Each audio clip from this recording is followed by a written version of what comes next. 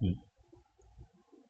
আজ আমাদের একটি গুরুত্বপূর্ণ টপিক শিশু মনস্তত্ত্ব এবং পেডাগোগি আপার প্রাইমারি সিলেবাসের স্পেশাল এডুকেশন এবং ইনক্লুসিভ এডুকেশন, মানে বিশেষ শিক্ষা এবং অন্তর্ভুক্তিমূলক শিক্ষা। যদিও মাঝে আরেকটা জায়গা রয়ে গেছে, যেটা হচ্ছে সমন্বিত শিক্ষা, যেটাকে ইন্টিগ্রেটেড এডুকেশন বলি। তো দু তিনটা কথা প্রথমে বলতেই হয়। এই বিশেষ বলতে কারা?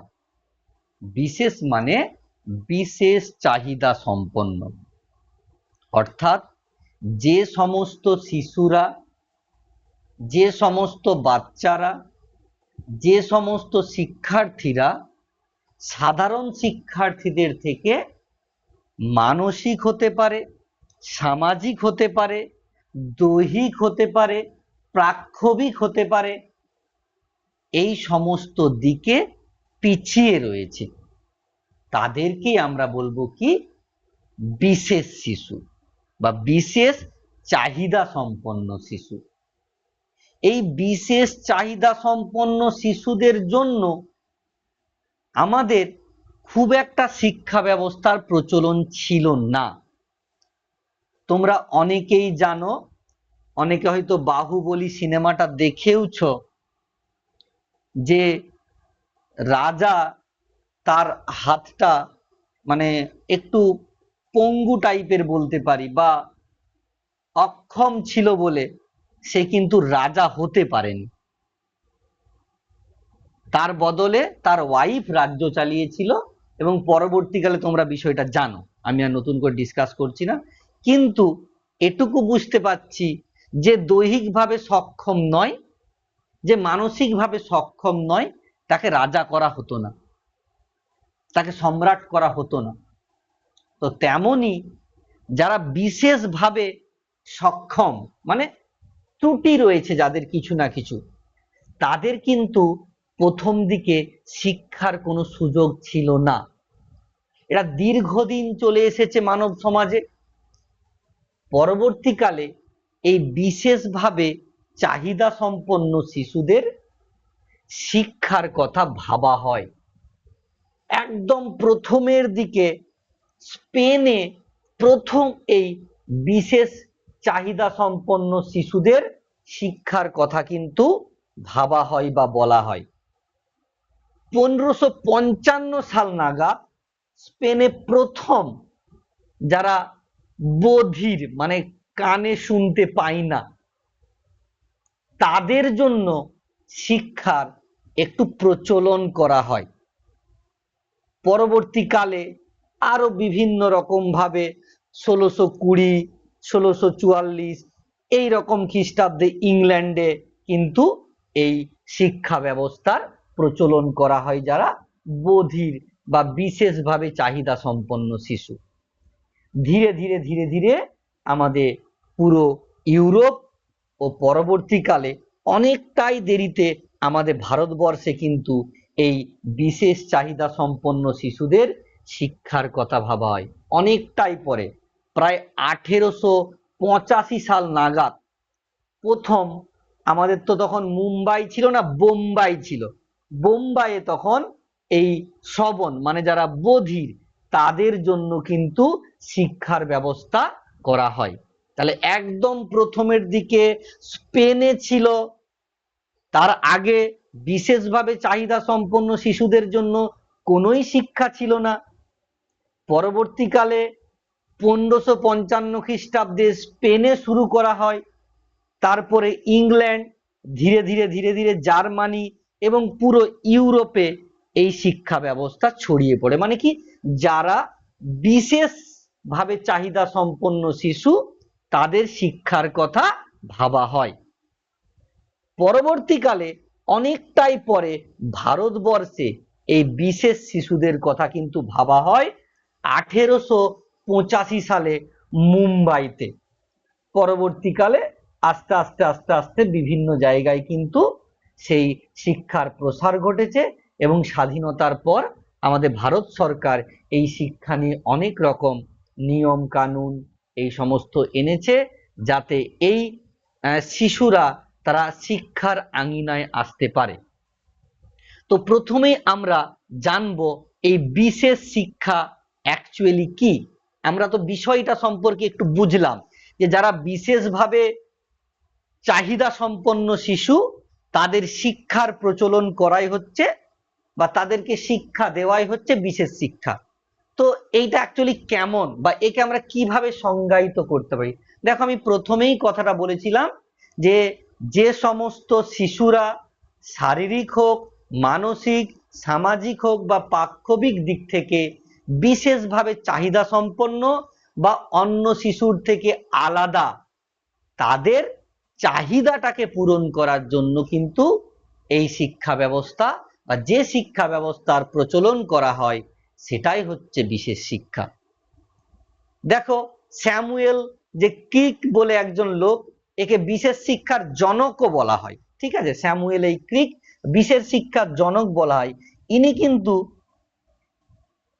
ওই বিশেষ শিক্ষা সম্পর্কে একটি গুরুত্বপূর্ণ সংজ্ঞা দিয়েছেন যে বিশেষ শিক্ষা হলো এমন একটি বিশেষ পরিকল্পিত নির্দেশনামূলক ব্যবস্থা। ভালো করে বোঝার চেষ্টা করো, এটা একটা নির্দেশনামূলক, যেখানে আগে থেকেই প্রি প্ল্যান, এটা এমন একটা বিষয় যা কি প্রতিবন্ধী বা বিশেষভাবে চাহিদা সম্পন্ন শিশুদের তাদের শিক্ষাগত চাহিদা পূরণের চেষ্টা করা হয়, তাদের শিক্ষাগত চাহিদাটাকে পূরণ করার চেষ্টা করা হয়। এছাড়াও হেলাহান এবং ক্যাফম্যান কি বলছে, বিশেষ শিক্ষা বলতে সেই বিশেষভাবে পরিকল্পিত শিক্ষণ পদ্ধতিকে বোঝায় যা ব্যতিক্রমী শিশুদের অস্বাভাবিক বা ব্যক্তিগত চাহিদাগুলি মেটাতে সাহায্য করে। মানে একটা শিশুকে শুধু এই অ আ এ বি সি ডি এইগুলো পড়ানো নয়, তাদের যাবতীয় কাজ করে যাতে সমাজে বেঁচে থাকতে পারে সেই বিষয়টার দিকেও কিন্তু এই বিশেষ শিক্ষায় লক্ষ্য করা হয়।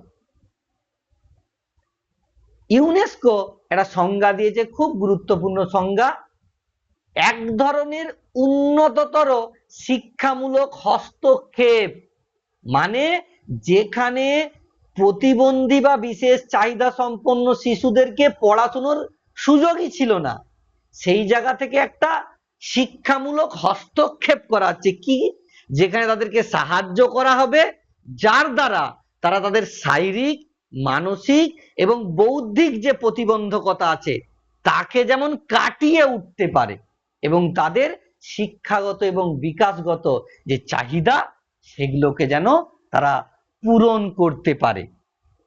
এটাকেই বিশেষ শিক্ষা বলা হয়ে থাকে। আমাদের ভারতবর্ষের একটি সংস্থা আছে রিহ্যাবিলিটেশন কাউন্সিল অফ ইন্ডিয়া, তাদের অ্যাক্ট করেছিল 1992 সালে।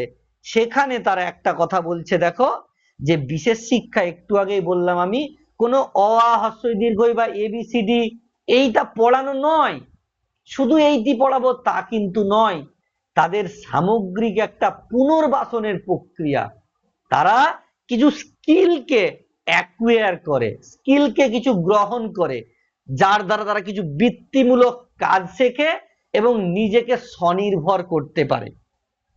শুধু যে আমি ব্রেল পদ্ধতির মাধ্যমে শিখে গেলাম দুটো একটা অঙ্ক, দুটো একটা লেখাপড়া, এইটা কিন্তু বিশেষ শিক্ষা বলছে না আমাদের রিহ্যাবিলিটেশন কাউন্সিল অফ ইন্ডিয়া।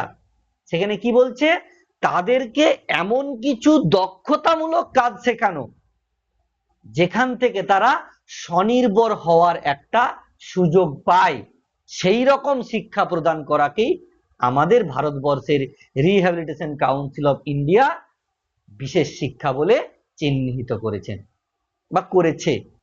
তাহলে সার্বিকভাবে কি বলতে পারি আমরা, সার্বিকভাবে বলতে পারি বিশেষ শিক্ষা হলো একটা সাধারণ শিক্ষার কিছুটা পরিমার্জিত রূপ, তাকে পরিবর্তন করা হয়েছে।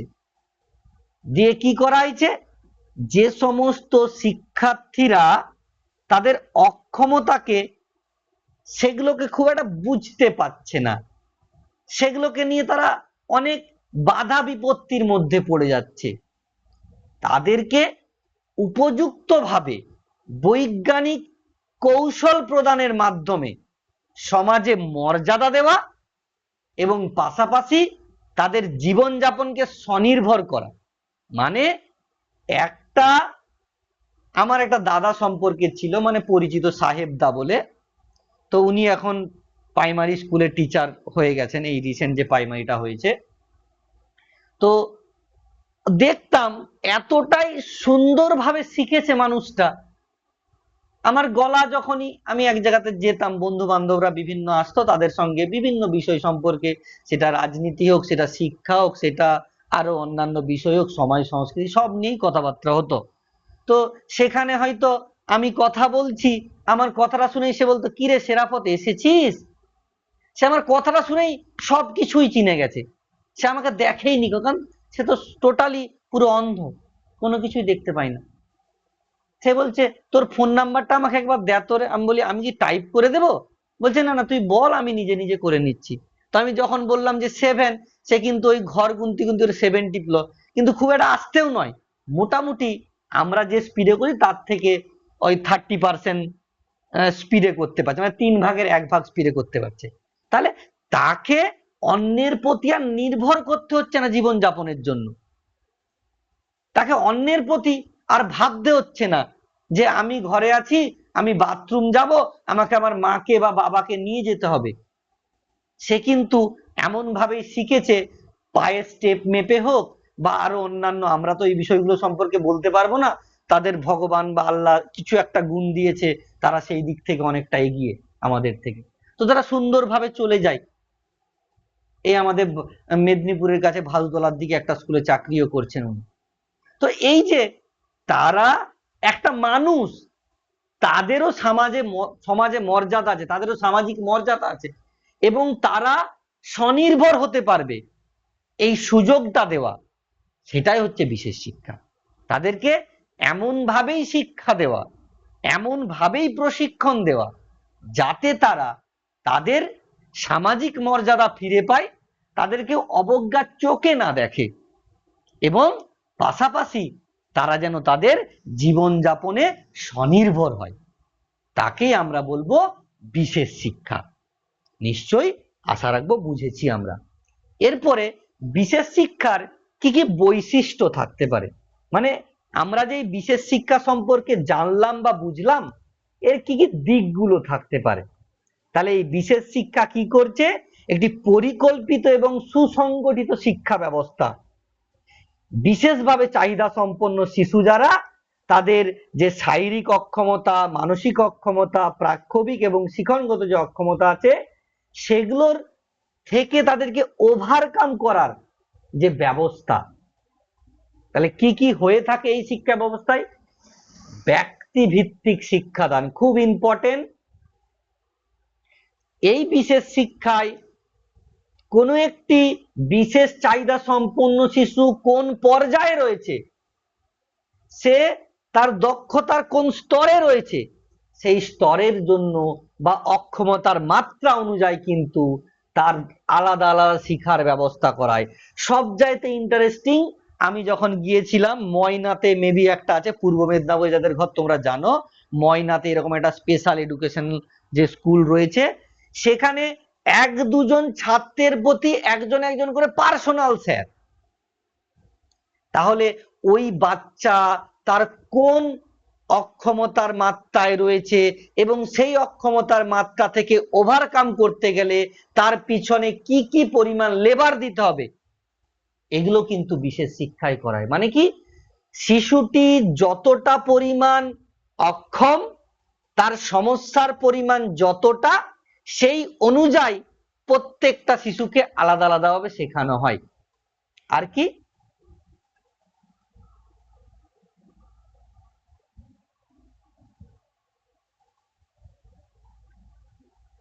আর কি নমনীয় এবং বিশেষ শিক্ষাক্রম খুব ইম্পর্টেন্ট টার্ম। এই শিক্ষা ব্যবস্থার মধ্যে রিজিডনেস রাখা চলবে না। আমাদের যে প্রথাগত শিক্ষা, সেই শিক্ষার মতো করলে হবে না। এই শিক্ষা বা এই পাঠ্যক্রমকে অনেক নমনীয় করতে, মানে কি, স্টুডেন্টের প্রয়োজনীয়তা অনুযায়ী পাঠ্যক্রমকে পরিবর্তন করতে হবে, এবং তারা যাতে প্রথাগত বইয়ের বাইরে বেরিয়ে নিজেদের জীবনযাপন, নিজেদেরকে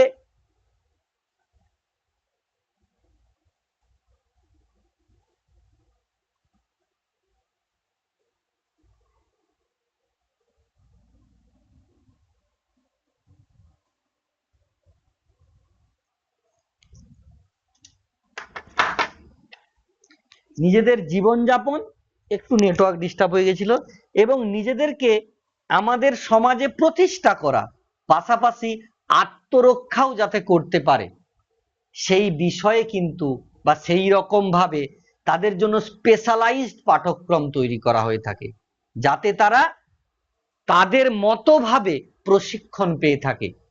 তুমি আমি যেভাবে শিখছি সেইভাবে তাদের জন্য করা হয় না। তাদের তাদের যতটা অক্ষমতা রয়েছে সেই অক্ষমতার মানদণ্ড অনুযায়ী তাদের জন্য স্পেশালাইজড কারিকুলাম তৈরি করায় বা পাঠ্যক্রম করায়।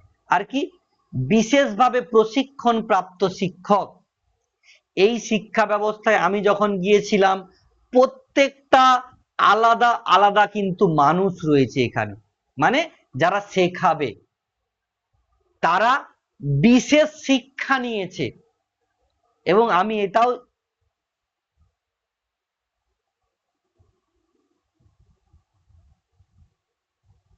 এটাও দেখলাম, আমাদের যে রিসেন্টলি স্পেশাল এডুকেটর নিয়োগ হয়েছে, এই স্পেশাল এডুকেটরদের ব্যাপারে যখন জানলাম, এদেরকে বিভিন্ন জায়গায় বিভিন্ন ধরনের সেমিনার অ্যাটেন্ড করতে হয়। মুম্বাই সেমিনার হচ্ছে বিশেষ শিক্ষার্থীদেরকে নিয়ে যেতে হবে, কলকাতায় হচ্ছে, যেখানে যেখানে ধরো বললাম মুম্বাই প্রথম যে বধির স্কুলটা তৈরি করা ছিল সেখানে যাওয়া হলো, তোমাকে প্রত্যেকটি সেমিনার কিন্তু অ্যাটেন্ড করতে হবে। আমার কথা শোনা যাচ্ছে তো? একজন একটু রেসপন্স করে দাও।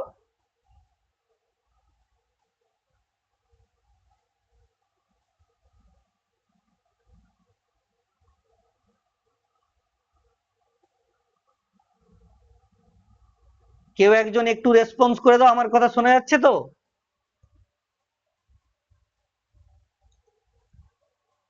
স্যার হ্যালো, মাঝে মাঝে শোনা যাচ্ছে না। আচ্ছা, মাঝে মাঝে কেটে যাচ্ছে, এখন শোনা যাচ্ছে তো? হ্যাঁ অনেকটাই কেটে যাচ্ছে, হ্যাঁ এখন শোনা আচ্ছা যাচ্ছে। আচ্ছা, নেটওয়ার্কের ডিস্টার্ব হচ্ছে আর কি মাঝে মাঝে। তো যদি সেখানে কোথাও আটকে যায় তোমরা কিন্তু বলবে আমাকে যে এই পয়েন্টটা আটকে, ওই জন্য যখনই কেটে যাচ্ছে আমি কিন্তু দাঁড়িয়ে যাচ্ছি তখন, ঠিক আছে? নেটওয়ার্কের এখন তো বর্ষাকাল, তো একটু ওয়েদার এরকম হবে। তো এই বিশেষ যারা শিক্ষায় শিক্ষিত স্যাররা রয়েছেন, তারা কিন্তু প্রচুর পরিমাণ কিন্তু বিভিন্ন দিক, স্যার আপনি কেটে আবার জয়েন করুন, আপনার কথাটা এটাই না করছি শোনাই না।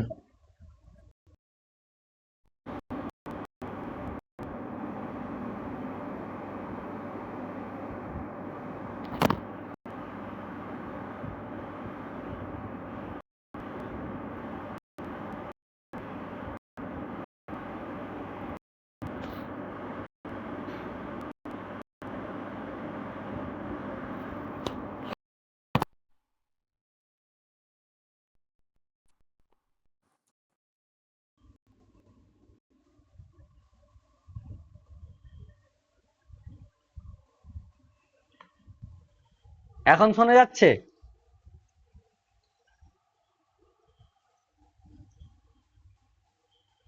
এবারে শোনা যাচ্ছে?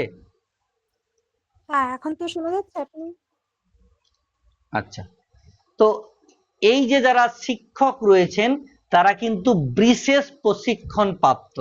যে তোমরা জানো রিসেন্টলি আমাদের যে স্পেশাল এডুকেটর, তাদের নিয়োগ প্রক্রিয়ার পিভিআর শুরু হয়েছে।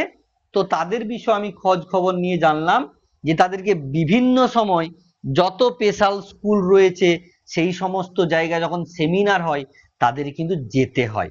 তাহলে এই শিক্ষার শিক্ষকেরা কিন্তু বিশেষভাবে প্রশিক্ষণ প্রাপ্ত শিক্ষক, যারা ওই সমস্ত বিশেষভাবে চাহিদা সম্পন্ন শিশুদেরকে নিয়ে শেখাতে পারে এবং তাদেরকে বিভিন্ন রকমের যে জীবনমুখী কাজ করাতে পারে।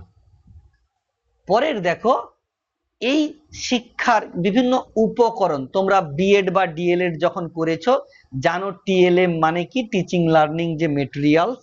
সো সেই বিভিন্ন মানুষদের জন্য বা বিভিন্ন অক্ষমতার জন্য বিভিন্ন রকমের কিন্তু এডস বা মেটেরিয়ালস ব্যবহার করা হয়, টিএলএম ব্যবহার করা হয়। যেমন যারা দৃষ্টি প্রতিবন্ধী তাদেরকে অডিও বুক, বইয়ের মধ্যে যে লেখাগুলো থাকবে সেগুলো কিন্তু মানে আওয়াজ করবে, টকিং ক্যালকুলেটর, যখন আমি 2 টিপবো 2 উঠবে, যখন প্লাস টিপবো তখন প্লাস বলে আওয়াজটা দিবে আর কি। এবং ট্যাকটাইল ম্যাপ, মানে ম্যাপগুলোতে যখন হাত দিবে বা জানবে সেখানে সে আওয়াজ করবে। একই রকম ভাবে যারা শ্রবণ অক্ষম তাদের জন্য হিয়ারিং এইডস, ভিজুয়াল যে প্রজেক্টর সেগুলো ব্যবহার করা হয়। হয়তো সে চোখে দেখতে পায় কিন্তু কানে শুনতে পায় না, তো অ্যানিমেশন ভিডিওর মাধ্যমে যখন দেখানো হবে সে কিন্তু পারবে। এবং যারা অল্প পরিমাণ প্রতিবন্ধী তারা যাতে ভিজুয়াল যে হিয়ারিং যে এড গুলো হয় সেই হিয়ারিং এড গুলো ব্যবহার করে কিন্তু কিছুটা হলেও শুনতে পায়।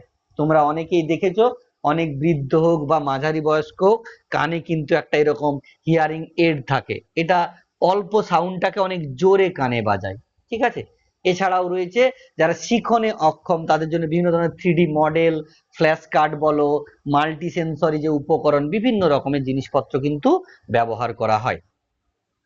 আর কি বহুমুখী এবং দলবদ্ধ যে দৃষ্টিভঙ্গি, মানে এখানে কিন্তু কোনো একজন স্যার থাকে না, আমি একটু আগেই বললাম 3-4 জন ছেলে মেয়ে আছে, একটা করে স্যার, এবং বিভিন্ন ধরনের স্যার থাকে। কেউ স্পেশাল এডুকেটর থাকতে পারে, কেউ যে সাইকোলজিস্ট থাকতে পারে, কেউ স্পিচ থেরাপিস্ট মানে যারা তোমাদেরকে শব্দ নিয়ে শিখাবে ওই মুখের শুনে শুনে, ধরো আমি কানে শুনতে পাই না কিন্তু কেউ লিপ, এটা থাকে না লিপ লার্নিং, মুখে মুখে বলছে, মুখের আওয়াজটা শুনে বুঝতে পারবে, মানে মুখের যে কতটা নড়ছে কমছে তা শুনে বুঝতে পারবে।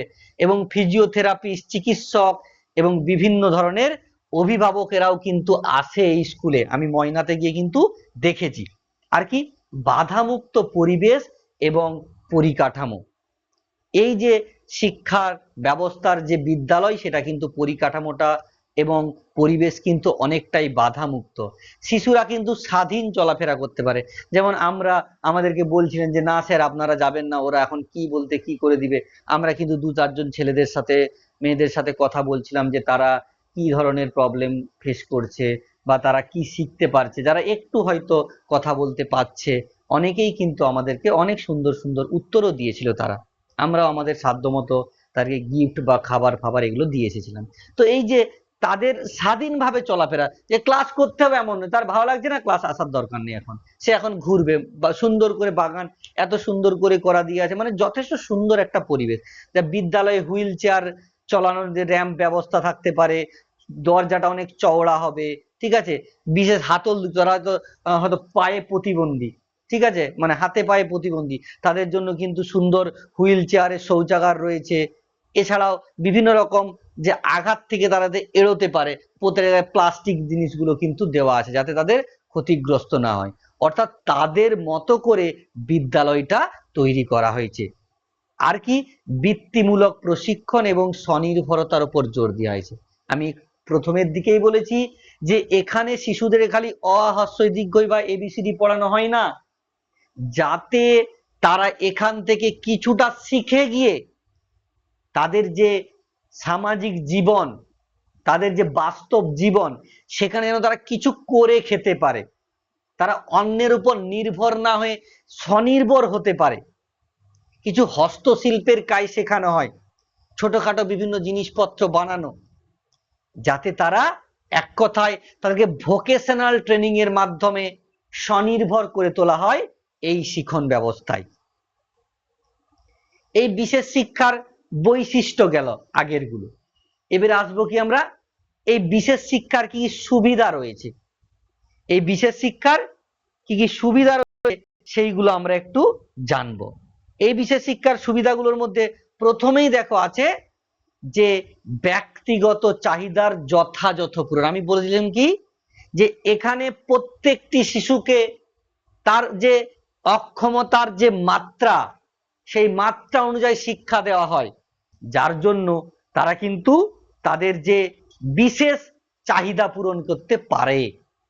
আর কি, আত্মবিশ্বাস এবং মর্যাদা বৃদ্ধি, এটাই আমার সবচাইতে ভালো লেগেছে। যে একটা সময় তারা হীনমন্যতায় ভুগত, এখন কিন্তু ওই সাহেবদা একটা স্কুলের, প্রাইমারি স্কুলের মাস্টার। তার যে সামাজিক স্ট্যাটাস অনেকটা বৃদ্ধি পাওয়ার জন্য তার মধ্যে আত্মবিশ্বাস এসেছে। তো এই হীনমন্যতা, হতাশা থেকে সে কিন্তু বেরিয়ে আসতে পেরেছে। আমার সবচাইতে এই জায়গাটাই ভালো লেগেছে বিশেষ শিক্ষার। একটা মানুষকে তার সামাজিক মর্যাদাটা ফিরিয়ে দিয়েছে এই বিশেষ শিক্ষা। আর কি, বিশেষ যত্ন এবং বিশেষজ্ঞদের সহায়তা। শুধুমাত্র শিক্ষকরা থাকে না এখানে, আমি আগেও বলেছি থেরাপিস্ট থাকতে পারে, যারা হয়তো হাতে একটু প্রতিবন্ধী, একটু থেরাপি দ্বারা যদি একটু ঠিক হয়ে যায়। যারা হয়তো শ্রবণ, তাদেরকে বিভিন্ন মেশিন দিয়ে যদি একটু শেখানো যেতে পারে। অর্থাৎ তাদের যে সমস্যা সেটা শারীরিক হতে পারে বা মানসিক হতে পারে, সেটা বিশেষ যত্ন এবং বিশেষজ্ঞদের সহায়তায় কাটিয়ে ওঠার চেষ্টা করা হয়। এটাই হচ্ছে বিশেষ শিক্ষার অন্যতম একটি সুবিধা। আর কি, স্বনির্ভর করা এবং বৃত্তিমূলক দক্ষতা অর্জন করা, সেই একই রকম বিষয়। তারা এই শিক্ষায় শিক্ষিত হয়ে শুধুমাত্র যে পুঁথিগত শিক্ষা অর্জন করে তা নয়, কিছু প্রতিদিনের কাজকর্ম করে, কিছু ভোকেশনাল বা কারিগরি কাজ করে সেখান থেকে কিছু পরিমাণ উপার্জন এবং নিজে যাতে অন্যের ওপর নির্ভরশীল না হয়ে স্বনির্ভর হতে পারে, সেই দিকে কিন্তু সুযোগ করে দিয়েছে এই বিশেষ শিক্ষা। উপযুক্ত এবং বাধামুক্ত পরিবেশ দিয়েছে বিশেষ শিক্ষা। এই সমস্ত শিশুদেরকে স্বাধীনভাবে, যে আমার হয়তো 1 ঘন্টা ক্লাস করতে ভালো লাগতে পারে, কিন্তু যারা ওই রকম বিশেষভাবে অক্ষম বা সক্ষম যাই বলি না কেন, তারা কিন্তু ওই টানা 1 ঘন্টা একটা 4 দেওয়ালে ক্লাস করতে পারবে না। তাই তাদের কিন্তু স্বাধীনতা দেওয়া হয়েছে, তাদেরকে একটা বাধামুক্ত পরিবেশ দেওয়া হয়েছে। এবং আরেকটা কি, বিশেষ উপকরণের মাধ্যমে শিক্ষা। আমরা এই যে এখন লেকচার মেথডে শুধু পড়াচ্ছি, কিন্তু তোমাদেরকে পিপিটি প্রেজেন্টেশন করানো হচ্ছে বলে পড়ানোটা তোমাদের অনেকটা ইন্টারেস্টিং লাগছে। কিন্তু আমি যদি এই বিশেষভাবে চাহিদা সম্পন্ন শিশুদেরকে শুধু ব্ল্যাকবোর্ডে লিখে লিখে পড়াই, যে মানুষটা অন্ধ অর্থাৎ দৃষ্টি প্রতিবন্ধী, তার অসুবিধে হবে, সে বুঝতে পারবে না।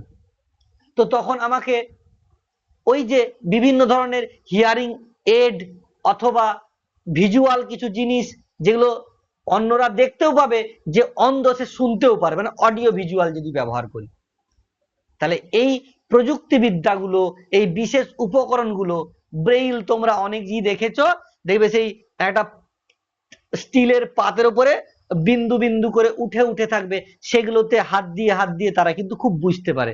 আমি যখন গিয়েছিলাম এগুলো খুব ভালোভাবে লক্ষ্য করেছি, তারা কিন্তু অনেকটাই শিখেছে। এছাড়াও ইশারা ইঙ্গিতের ভাষা বোঝানো হয়, আঙুলের যে বিভিন্ন আছে, এটা ওকে বা এটা ইয়েস নো, এরকম অনেক কিছু কিন্তু তাদেরকে শেখানো হয়, যেগুলোকে আমরা সাইন ল্যাঙ্গুয়েজ বলতে পারি। ঠিক আছে। আর কি, এই বিশেষ শিক্ষা, বিশেষ চাহিদা সম্পন্ন শিশুর মধ্যে যে বৌদ্ধিক গুণ লুকিয়ে রয়েছে, প্রত্যেকটা মানুষ তো সবকিছু জানে এমন নয়, কিন্তু প্রত্যেকটা মানুষের একটা করে হলেও বা দুটো করে হলেও বিশেষ গুণ আছে। তাহলে ওই গুণটা বা ওই যে সুপ্ত সম্ভাবনাটা তার মধ্যে ছিল, সেটাতে চাপা না হয়ে যায়, সেটা যাতে পদপিষ্ট না হয়ে যায়, সেই সুযোগটা করে দিয়েছে কিন্তু কে, এই বিশেষভাবে চাহিদা সম্পন্ন শিশু, মানে শিক্ষা। অনেক আমি বিশেষভাবে চাহিদা সম্পন্ন শিশুদেরকে দেখেছি যাদের গানের গলা খুব সুন্দর। তোমরা বিভিন্ন রকম যে গানের শো গুলো হয় দেখেছো, অনেক যে শিশু আছে বা অনেক কন্টেস্টেন্ট আছে যারা কিন্তু দৃষ্টি প্রতিবন্ধী, কিন্তু খুব ভালো গান করে, খুব ভালো গান করে। এগুলো কিন্তু তাদের যে সুপ্ত প্রতিভা, এই সুপ্ত প্রতিভার কিন্তু বিকাশ ঘটিয়েছে এই বিশেষ শিক্ষা। এই শিক্ষার কিছু অসুবিধা থাকতে পারে। কি অসুবিধা? সামাজিকীকরণে বাধা। অর্থাৎ বিশেষ চাহিদা সম্পন্ন শিশুরা, এদেরকে যেহেতু অন্য একটা জায়গাতে পড়ানো হচ্ছে, মানে আলাদা করে পড়ানো হচ্ছে, অর্থাৎ সাধারণ সময় থেকে এরা কিছুটা হলেও দূরে থাকছে। ওই জন্যে আমাদেরকে স্যাররা বলেইছিলেন যে স্যার আপনারা কিন্তু একটু ওদের থেকে একটু সাবধানে থাকবেন, ওরা তো এই রকম আপনাদের মতো এতটা সামাজিক নয়, কি বলতে কি হয়ে যাবে। ওই জন্য ওনারা একজন করে আমাদের সঙ্গে সবসময়ই ছিলেন, অর্থাৎ তারা তাদের যে সামাজিকীকরণ ততটা কিন্তু হয়নি আমাদের স্বাভাবিক শিশুদের মতো, যেটা কিন্তু সামাজিকীকরণে অনেকখানি বাধা দিয়েছে। আর কি হীনমন্যতা, একাকিত্ব, তাদের মধ্যে একটা খারাপ লাগতেই পারে। আমি সারাক্ষণই ধরো কেউ একটু পরিমাণ প্রতিবন্ধী শিশু, সে এমন মানুষদের সঙ্গে আছে যাদের প্রতিবন্ধীর মাত্রা অনেকটাই বেশি বা অক্ষমতার মাত্রা অনেকটাই বেশি। প্রতিবন্ধী টার্মটা তো উচ্চারণ করা উচিত নয় আমাদেরকে, অক্ষমতার মাত্রা অনেকটাই বেশি। তো তখন কিন্তু সে হীনমন্যতায় বা একাকিত্বে ভুগবে, অন্যের থেকে পৃথক হয়ে যাবে। আর কি অত্যন্ত ব্যয়বহুল, এই যে এত ধরনের শিক্ষক রাখা, এত ধরনের টিএলএম রাখা এবং এত ধরনের যে শিক্ষণ পদ্ধতি অবলম্বন করা অত্যন্ত ব্যয়বহুল, অত্যন্ত সময় সাপেক্ষ।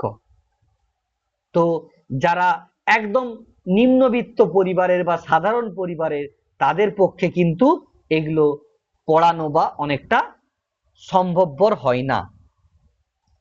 আর কি মূল স্রোতে ফিরিয়ে আসার সমস্যা, আমরা হয়তো তাদেরকে শিক্ষা দেই কিন্তু নিয়ন্ত্রিত পরিবেশে দেওয়ার জন্য তারা কিন্তু সমাজে যখন আসে তখন কিন্তু মানিয়ে নিতে পারে না, তার কারণ তারা সমাজের সঙ্গে যুক্ত হতে পারে না। তাহলে স্যার এখন যে হতে পারছে, এখন হতে পারার অনেক কারণ আছে, বলবো। ইন্টিগ্রেটেড এডুকেশন এবং ইনক্লুসিভ এডুকেশন বাকি আছে, ওগুলো যখন বলবো আরো ভালো লাগবে এবং ক্লিয়ার হয়ে যাবে। যোগ্য এবং প্রশিক্ষণ প্রাপ্ত শিক্ষকের অভাব, অর্থাৎ এই স্পেশাল এডুকেটর, এই যোগ্য এডুকেটরদের পাওয়া কিন্তু অনেকটা কঠিন। যারা ধৈর্যশীল হবে, সবচাইতে গুরুত্বপূর্ণ বিষয়, ওই রকম একটি অক্ষমতার মাত্রাযুক্ত শিশুর পেছনে 8 ঘন্টা 10 ঘন্টা 15 ঘন্টা লেগে থাকা, এইটা কিন্তু অনেকটাই ধৈর্যের ব্যাপার। আমাদের কোনো বাচ্চারা একটু গন্ডগোল করলে আমরা চড়িয়ে দিই, পিটে দিই, যদি এগুলো উচিত নয়। বা আমরা মা বাবা হিসেবে, আমরা বড় দাদা দিদি হিসেবে কিন্তু ছোট ভাইকে ফট করে এই করেছিস না কেন, পিটে দিই কিন্তু আমরা। কিন্তু এই শিক্ষকদেরকে অনেক বেশি ধৈর্যশীল হতে হয়, কারণ এই শিশুরা সাধারণ শিশুর থেকে অনেকটাই আলাদা। আর কি সীমিত পাঠ্যক্রম, তাই উচ্চ শিক্ষায় বাধা। তোমরা আমরা যে ধরনের সিলেবাস পড়ে আসছি, এই সিলেবাস তাদেরকে পড়ানো সম্ভব নয়, যার জন্য তারা কিন্তু উচ্চ শিক্ষায় খুব একটা যেতে পারে না।